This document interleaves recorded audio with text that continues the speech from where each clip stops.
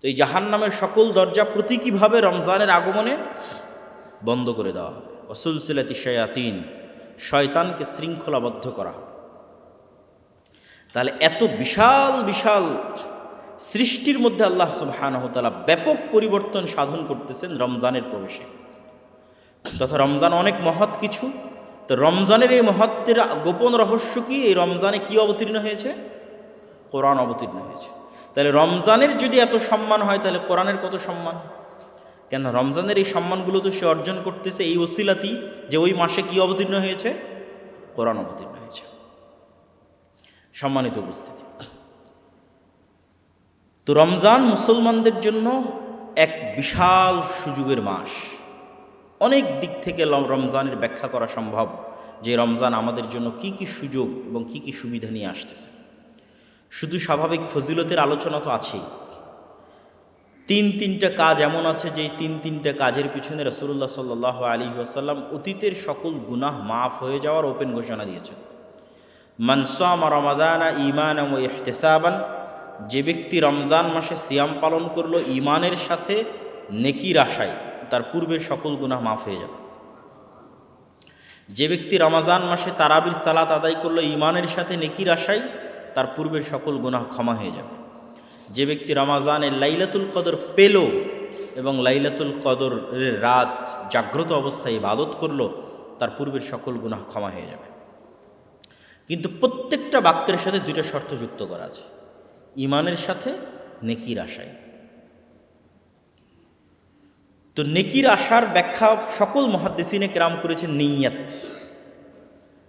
এবং আমরা সবাই জানি যে ইসলামের সকল কাজের মূল ভিত্তি নিয়া, ইন্নামাল আমাল বিন্নিয়াত।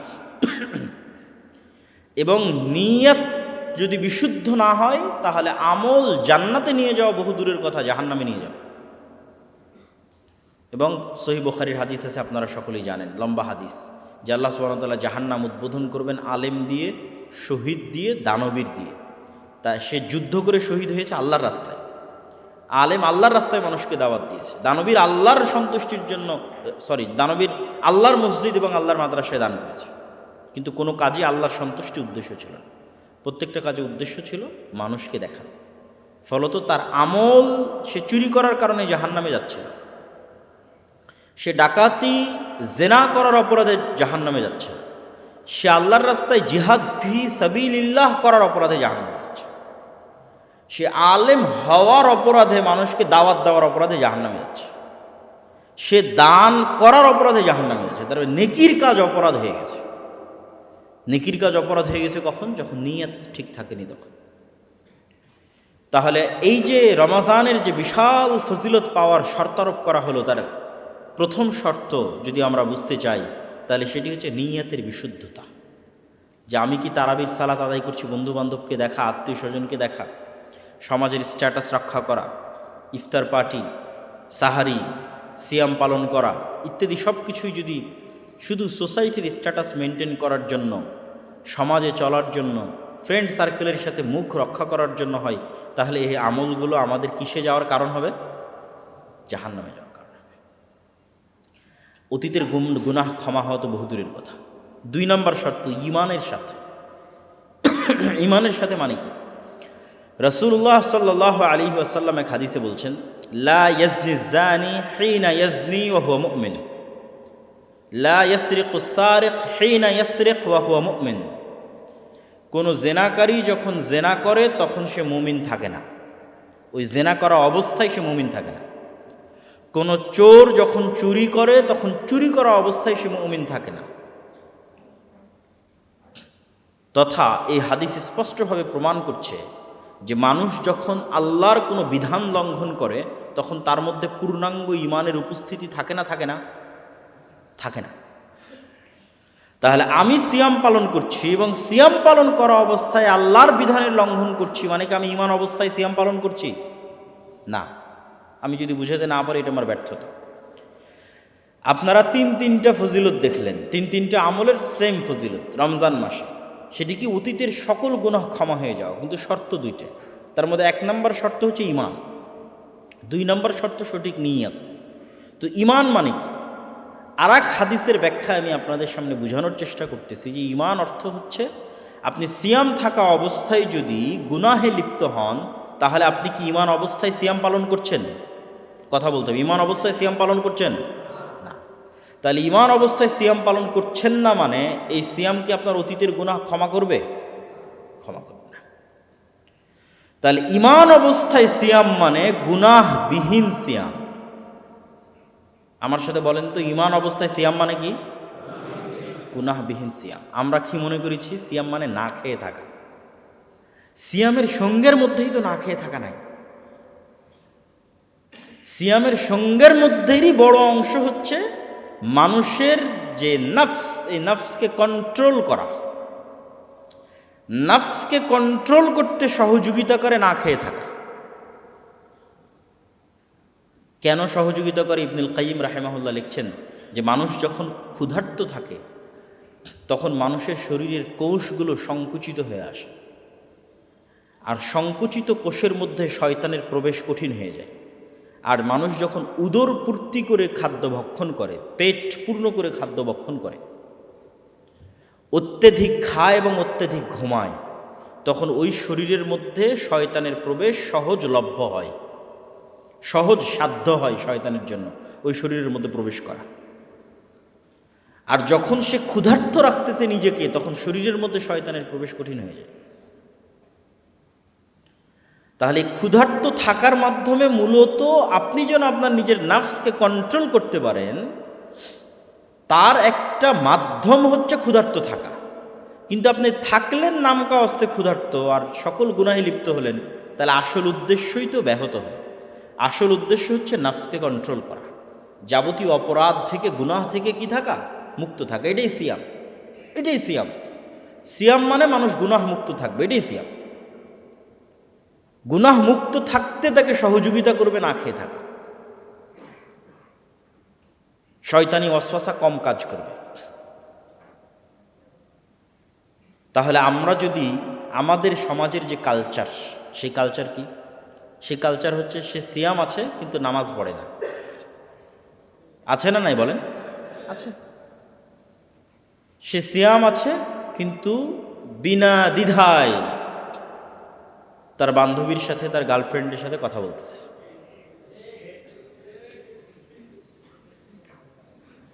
সিয়াম আছে, আবার সেই সিয়ামের ইফতার পার্টি হচ্ছে, সেই ইফতার পার্টি আবার পরিপূর্ণ ফ্রি মিক্সিং। তাহলে প্রত্যেকটা ধাপে ধাপে আপনি ঈমানবিহীন আছেন। আমার কথাটা বুঝেন যে আপনি প্রতিটা ধাপে ধাপে কি অবস্থায় আছেন? ঈমানবিহীন আছেন। তো ঈমানবিহীন অবস্থায় আপনি তাহলে এই সিয়ামের কোনো উপকার পাবেন? কোনো উপকার পাবেন? এটা তো আসলে সিয়াম হচ্ছে না, এটা শুধুই না খেয়ে থাকা হচ্ছে। শুধুই আপনি একটা ফাংশন অ্যাটেন্ড করছেন কিন্তু তার পরিপূর্ণ হক আদায় করছেন না। নামকাওয়াস্তে একটা আনুষ্ঠানিকতা পূর্ণ করছেন মাত্র। সমাজের সবাই করছেন, বাপ মা করছে, আপনিও করছেন, কিন্তু প্রকৃত অর্থে আপনি সিয়াম পালন করছেন না। তাহলে সিয়াম পালনের ফজিলতের যে হাদিস, এই হাদিসের মধ্যেই আমাদের জন্য স্পষ্ট দিক নির্দেশনা আছে যে আমাদের কিভাবে সিয়াম পালন করতে হবে। তার সবচেয়ে বড় কথা হচ্ছে গুনাহ মুক্ত অবস্থায় সিয়াম পালন করতে হবে। এই জন্য রাসূলুল্লাহ সাল্লাল্লাহু আলাইহি ওয়াসাল্লাম বলেন, মাল্লাম ইয়াদা কাওলা যুর ওয়াল আমালা বিহি ফালাইসা লিল্লাহি হাজাতুন আন ইয়াদা তুআমাহু ওয়া শারাবা। যে ব্যক্তি সিয়াম অবস্থায় গুনাহের কথা এবং গুনাহের কাজ পরিত্যাগ করতে পারল না, আল্লাহ সুবহানাহু তাআলার কোনোই প্রয়োজন নাই তার না খেয়ে থাকার। কি দরকার না খেয়ে থাকার? কোনো লাভ তো হচ্ছে না না খেয়ে থেকে। রাসূলুল্লাহ সাল্লাল্লাহু আলাইহি ওয়াসাল্লামের হাদিস যে ব্যক্তি সিয়াম অবস্থায় মিথ্যা কথা এবং মিথ্যা কাজ, তো প্রত্যেক গুনাহই মিথ্যা, গুনাহের কথা এবং গুনাহের কাজ পরিত্যাগ করতে পারল না, আল্লাহ সুবহানাহু তাআলার কোনো প্রয়োজন নাই ওই ব্যক্তির না খেয়ে থাকার, ওই ব্যক্তির পানাহার এবং আহার, পানি এবং আহার, খাদ্য সব কিছু বর্জন করে থাকার কোনো প্রয়োজন আল্লাহ সুবহানাহু তাআলার কাছে নাই। সম্মানিত উপস্থিতি, তাহলে রমজান মাস মূলত শয়তানের বিরুদ্ধে একটা যুদ্ধ এবং চ্যালেঞ্জের মাস। এবং এই মাসের সবচেয়ে বড় উপকারিতা হচ্ছে অভ্যাস তৈরি করার মাস। প্রোডাক্টিভ কিছু সুন্দর গুড হ্যাবিট, ভালো অভ্যাস মানুষ তৈরি করতে পারে, এরকম একটা উপযুক্ত মাস হচ্ছে রমাজান। মানুষ যখন কোনো কাজের অভ্যস্ত হয় তখন সেই কাজ করা তার জন্য সহজ হয়, আর কোনো কাজের যখন মানুষ অভ্যস্ত হয় না সেই কাজ নিয়মিত করা তার জন্য কঠিন হয়। আপনি শুধু একটা বক্তব্য শুনেই কোনো কাজের জন্য অভ্যস্ত হতে পারবেন না, ওই কাজের প্র্যাকটিস থাকা লাগবে, তাহলে আপনি অভ্যস্ত হবেন, যাতে ওই কাজটা আপনার সাবকনসিয়াস মাইন্ডে সেভ হয়ে যায়।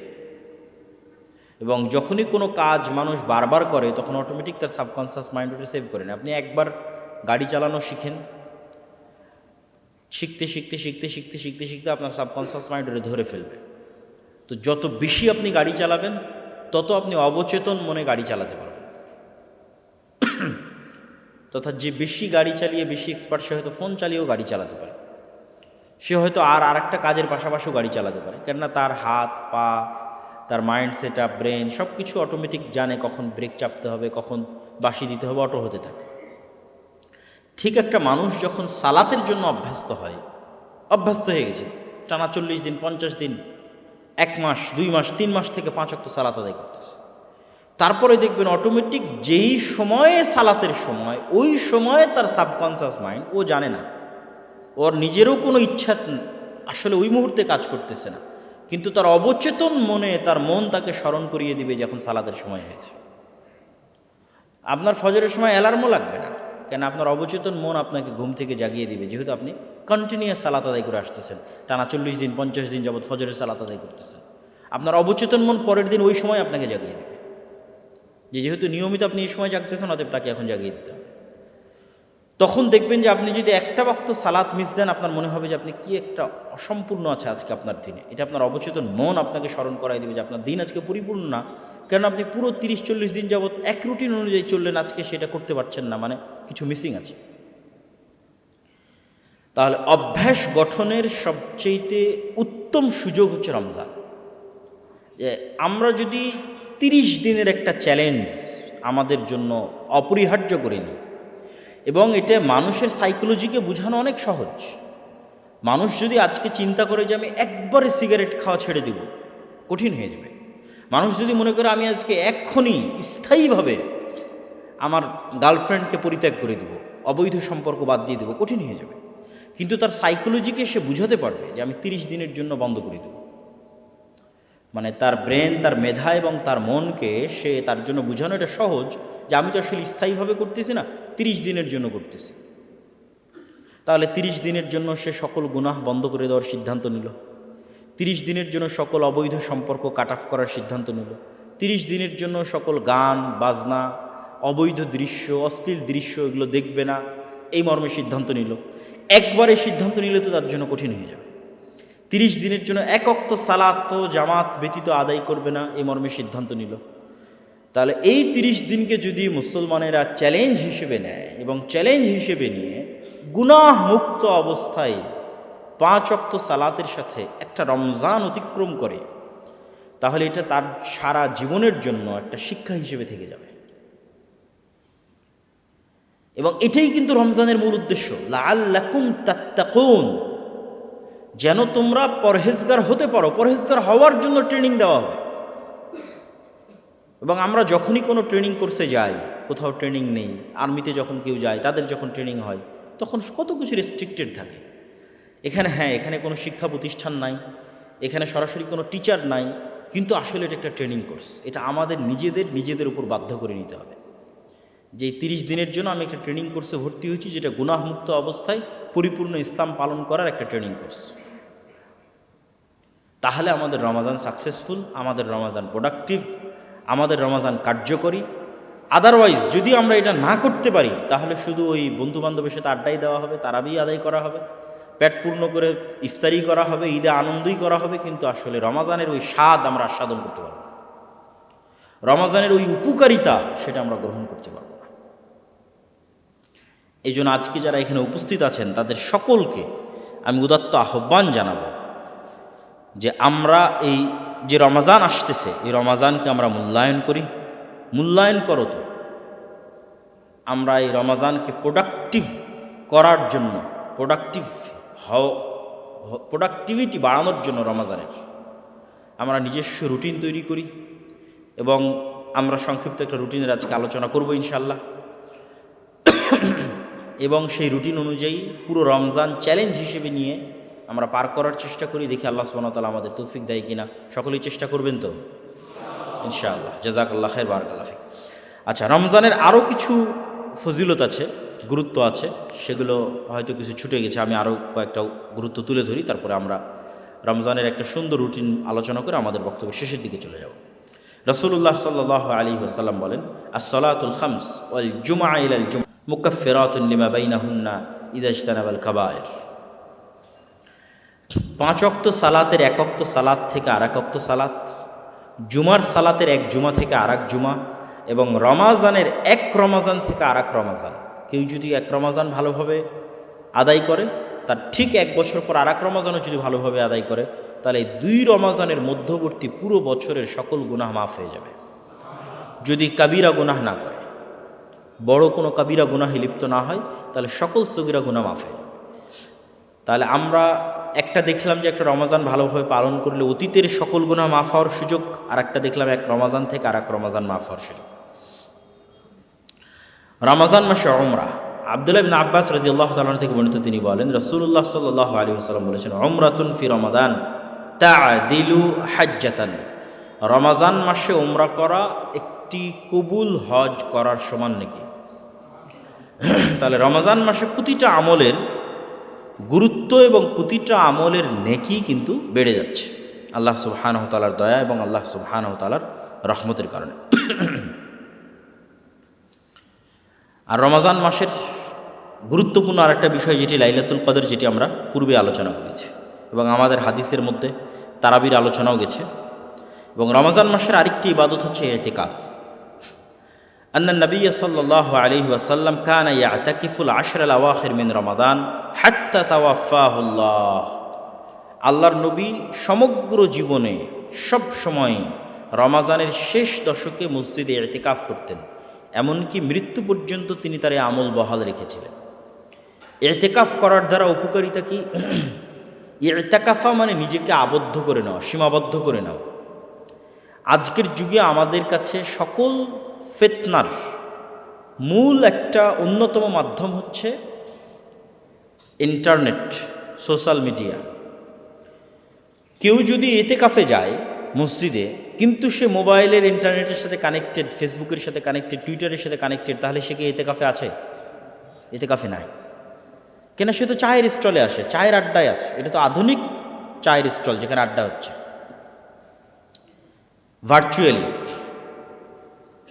তাহলে সে তখনই ইতিকাফের ওই ফিলটা পাবে। এটা হচ্ছে একটা ডিটক্সিং সিস্টেম, যে আপনি সমগ্র বছর ফোন সহই তো ছিলেন, ইন্টারনেটের সাথেই তো ছিলেন, সোশ্যাল মিডিয়ার সাথেই তো ছিলেন। একটু ডিটক্স হন, ফোন থেকে ডিসকানেক্টেড অবস্থায়, দুনিয়া থেকে ডিসকানেক্টেড অবস্থায় 10টা দিন আল্লাহর কোরআন, আল্লাহর নবীর হাদিস, আল্লাহর ইবাদত, রাত্রের ইবাদত, এটি সহ 10টা দিন মসজিদে কাটিয়ে দেখেন। তাহলে আপনি বাস্তব জগতে ফিরে আসবেন, প্রকৃত ফিলিংস পাবেন, জীবনের ফিলিংস এবং আল্লাহ সুবহানাহু ওয়া তাআলার ইবাদতের ফিলিংস। এটার সুযোগ রমজান মাসে আছে, আমাদের নবী মুহাম্মদ সাল্লাল্লাহু আলাইহি ওয়াসাল্লাম করতেন। সুতরাং আমাদের যাদের পক্ষে সম্ভব, কেননা বাকি 30 দিনের জন্য তো আর এটি আপনাকে বলা সম্ভব হচ্ছে না, কেন 30 দিনের জন্য এটি মানুষের কাছে অনেক কঠিন মনে হবে। এই জন্য ইসলামের প্রতিটা ইবাদত মানুষের সাইকোলজির সাথে কানেক্টেড। আল্লাহ আপনাকে বলেনি যে সারা বছর সিয়াম ফরজ, এটা বলেনি। বছরে 1 মাস সিয়াম ফরজ বলেনি, যে প্রতি বছর হজ করতে যেতে হবে না, সারা জীবনে একবার হজ করতে হবে। মানে প্রত্যেকটা ইবাদতের সাথে মানুষের সক্ষমতা এবং মানুষের মেন্টালিটির কানেকশন আছে। তো 10 দিন যদি আপনি সিদ্ধান্ত নেন যে 10 দিন আপনি মোবাইলবিহীন থাকবেন, ইন্টারনেটবিহীন থাকবেন, এটা কঠিন নয়। আপনিও আপনার সাইকোলজিকে বুঝাতে পারবেন, ঠিক আছে 10 দিন পর তো আবার ফেরত পাবো, অতএব যাই মসজিদে আমি ইতিকাফ করি। কিন্তু ওইটার যে উপকারিতা, সেটা আপনি না করা পর্যন্ত বুঝতে পারবেন না। আমাদের নবী মুহাম্মদ সাল্লাল্লাহু আলাইহি ওয়াসাল্লাম করতেন।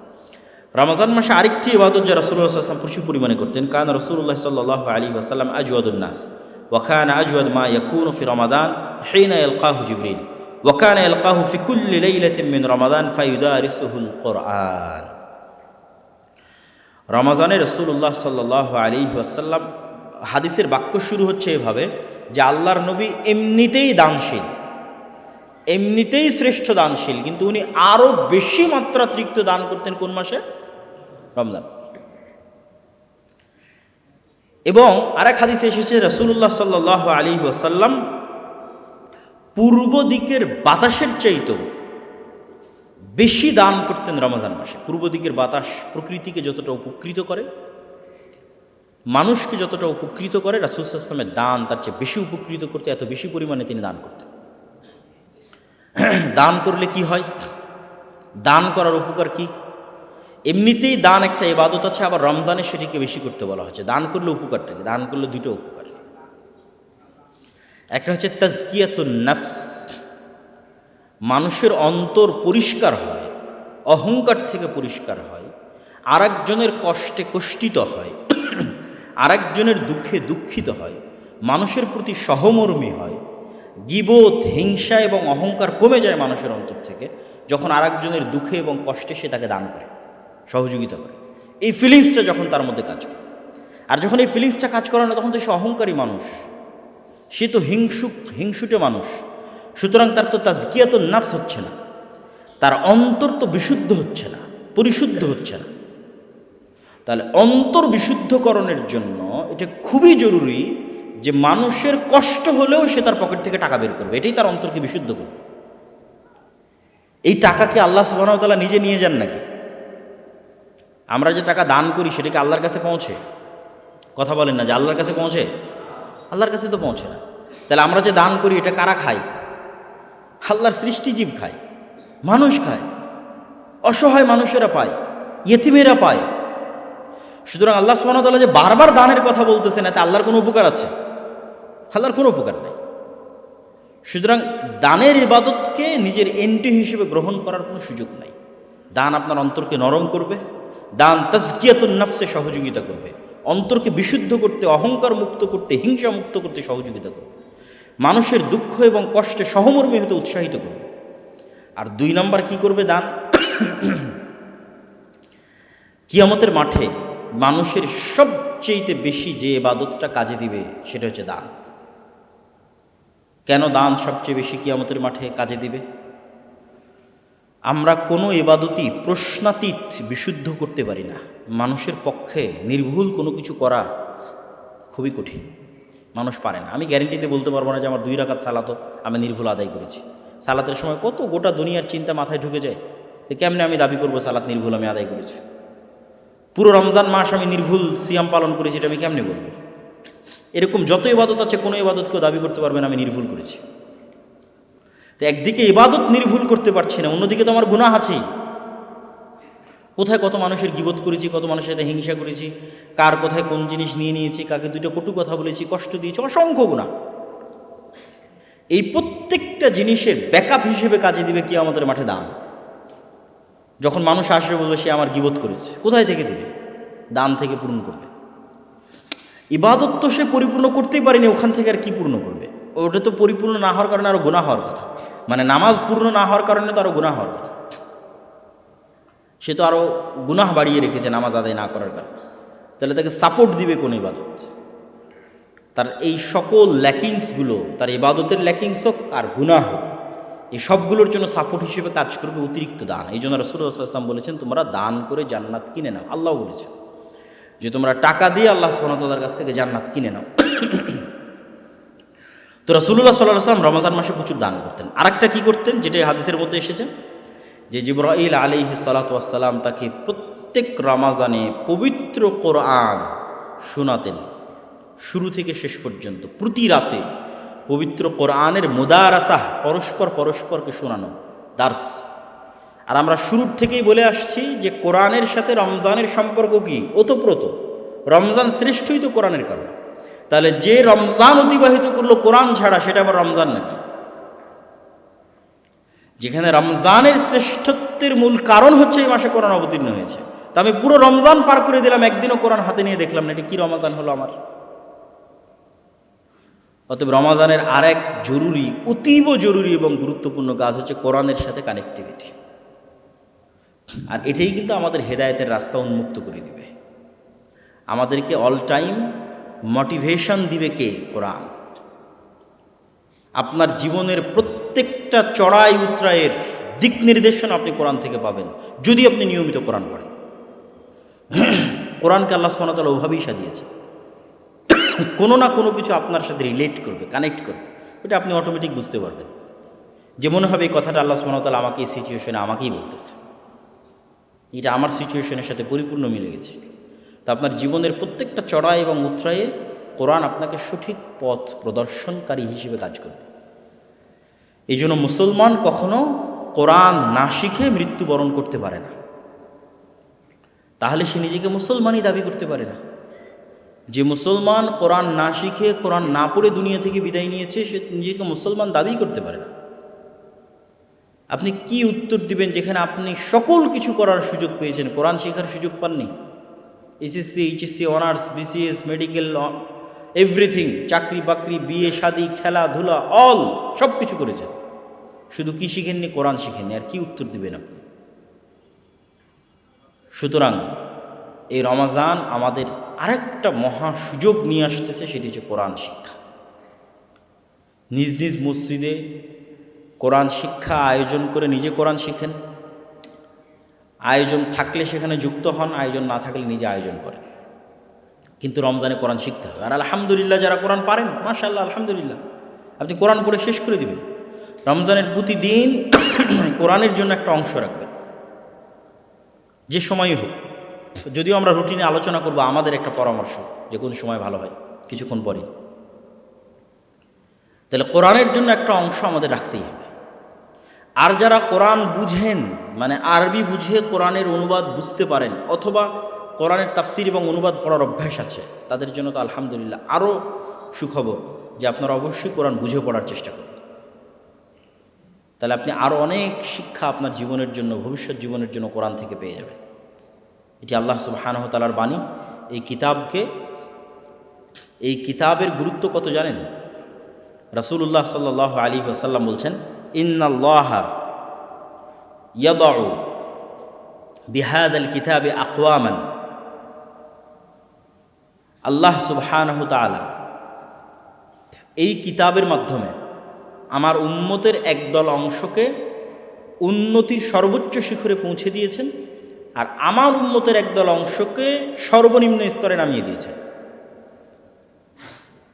অনেক ভয়ঙ্কর কথা যে কোরআনের কারণে আবু বকর, ওমর, উসমান, আলী, খালিদ বিন ওয়ালিদ, আমর ইবনুল আস, তারা সমগ্র পৃথিবী, রোমান এম্পায়ার এবং পারস্য এম্পায়ার তাদের পায়ের নিচে মিশে গেছে। আর আজকে ওই কোরআনের কারণেই আমরা মাজলুম, আমরা অপমানিত, আমরা লাঞ্ছিত। পার্থক্য কি? কোরআনের কারণে কেন? তারা কোরআনকে মূল্যায়ন করেছিল এই কারণে, আর আমরা কোরআনকে অবমূল্যায়ন করেছি এই কারণে। এটি রাসূলুল্লাহ সাল্লাল্লাহু আলাইহি ওয়াসাল্লাম বলেছেন যে আমাদের পৃথিবীতে আমাদের ভাগ্যের চাকা নির্ভর করবে কোরআনের মূল্য আমাদের কাছে কেমন তার উপর। কোরআনের মূল্য আমার ব্যক্তি জীবনে কেমন, কোরআনের মূল্য আমার পরিবারে কেমন, কোরআনের মূল্য আমার সমাজে কেমন, কোরআনের মূল্য আমার রাষ্ট্রে কেমন, এটার উপর নির্ভর করবে মুসলিম জাতির সামগ্রিক ভাগ্য, সামগ্রিক ভাগ্যের চাকা। কোরআনের মূল্য যেমন, মুসলিম জাতির ভাগ্য তেমন। কোরআনের মূল্য কেমন মুসলমানদের কাছে? মায়ানমারে রোহিঙ্গাদের মূল্য কেমন দেখেন, ইসরায়েলের কাছে ফিলিস্তিনিদের মূল্য কেমন দেখেন, ইন্ডিয়ানদের কাছে বাংলাদেশিদের মূল্য কেমন দেখেন। ঠিক ওই পরিমাণ মূল্য কোরআনের মুসলমানদের কাছে। ওইভাবে ভাগ্যের চাকা ঘুরতেছে। আর ওমর ইবনুল খাত্তাবের মূল্য পারস্য রোমান এম্পায়ারের কাছে কেমন ছিল কল্পনা করেন তো। ওমর ইবনুল খাত্তাবের কাছে কোরআনের মূল্য এরকম ছিল। তো ওমর ইবনুল খাত্তাব এবং তার সঙ্গী সাথী সাহাবায়ে কেরাম কোরআনকে যেমন মূল্য দিয়েছে, পৃথিবীতে তাদের তেমন দাপট প্রতিষ্ঠিত হয়েছে। আর আমরা কোরআনকে যেমন মূল্য দিয়েছি, পৃথিবীতে আমরা সেই অবস্থায় আছি জাতিগতভাবে। এটি রাসূলুল্লাহ সাল্লাল্লাহু আলাইহি ওয়াসাল্লামের হাদিসের আমি আপনাদের সামনে অনুবাদ করতেছি। সুতরাং মুসলমানদের মুক্তির আর কোনো রাস্তা নাই কোরআনের জ্ঞান অর্জন করা ছাড়া, কোরআন বুঝা ছাড়া, কোরআন মানুষকে শেখানো ছাড়া, কোরআন অনুযায়ী আমল করা ছাড়া। কোরআনকে মূল্যায়ন করা ছাড়া, সামাজিক, রাষ্ট্রীয়, অর্থনৈতিক সকল ক্ষেত্রে